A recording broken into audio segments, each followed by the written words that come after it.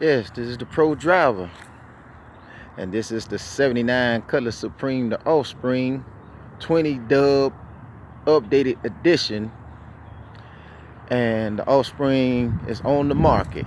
As you can see from the sign in the window, I'm making this video for a request for an interested buyer coming out of Louisiana. Do a quick vid and walk around.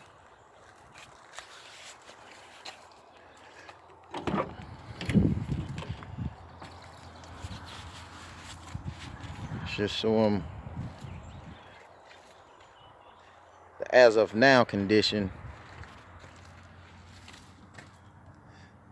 Yes, the space was already cut out for the radio. It was like that when I purchased it. Cigarette lighter work, as you can see. Got my Garmin GPS, phone charger, front seats no rip, dash just has a couple of cracks.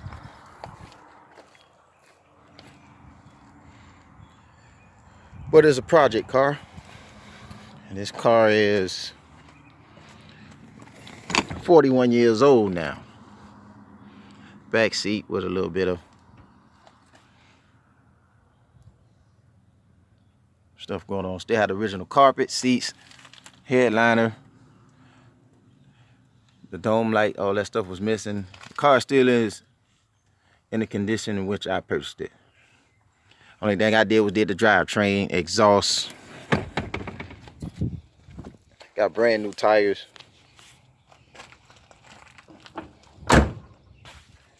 Yeah, they are 215 70/14s. And the original tires were 195 75/14s. So we just a slight bit bigger, but it got the speedometer deadly accurate. Whatever the GPS is registering, it might be 1 mile per hour off. Like I said, I got this car back in August 2017. West Coast car. And this is the original steering column that came out of it. What you see is a non-tilt Oldsmobile, and something went on with this ignition where the key got stuck, so I had a spare tilt column out of a Buick. But I got a steering column guy in Newnan, Georgia. His name is Scott. But any interested party, I get his number. He was going to take both of these steering columns, the one that's currently in there now and this one, and make one. That's the original tag from Washington State. Spare jack. Everything in place.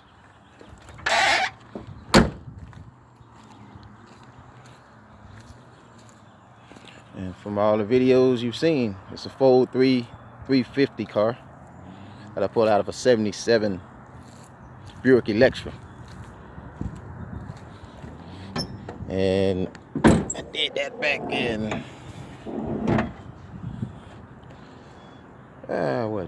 December 2017, January 18. Compressor's locked up, but everything is there. Make sure I put everything back in place. Got a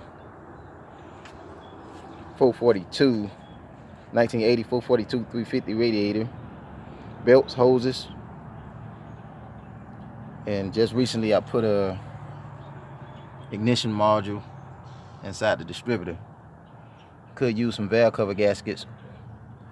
Placed this water pump about 3 months ago. Battery is strong. Daily drive project car. I'm making this video from a man that I only know as Cecilia B. Crank it up. Let your head idle. Like I say, this is the Buick steering column. It's tilt. And the way the ignition works, the Oldsmobile, when you turn the key, it pulls the ignition. And the Buick, when you turn the key, it pushes the ignition. So that's why we got to take, the steering column guy told me to take both of these steering columns combined one. I have a steering column with the original key and everything, and then be able to make the ignition work.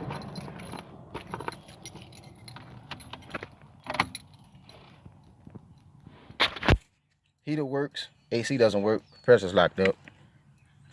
And it has, get it right here,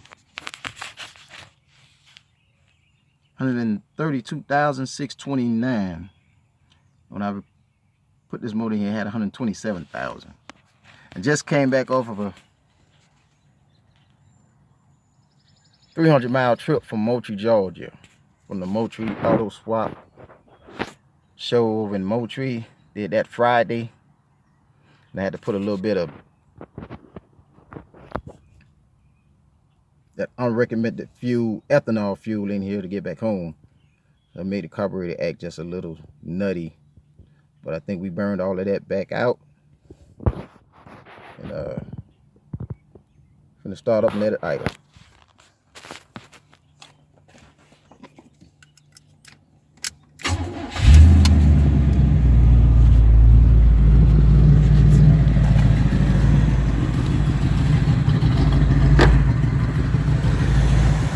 That's what it is.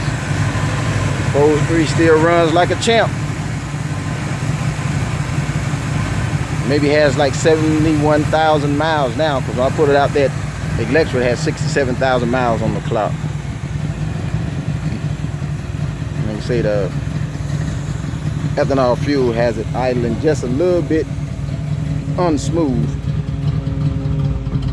You want to see no smoke or steam out the exhaust?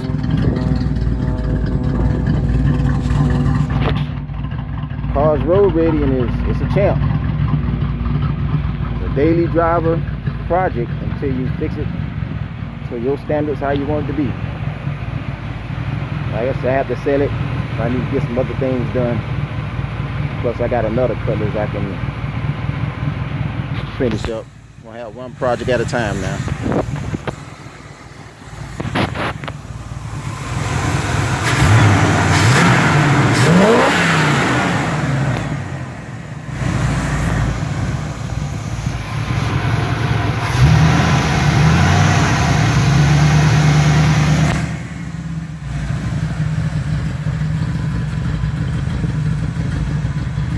'79 Cutlass Supreme The Offspring 20 Dubb updated edition video.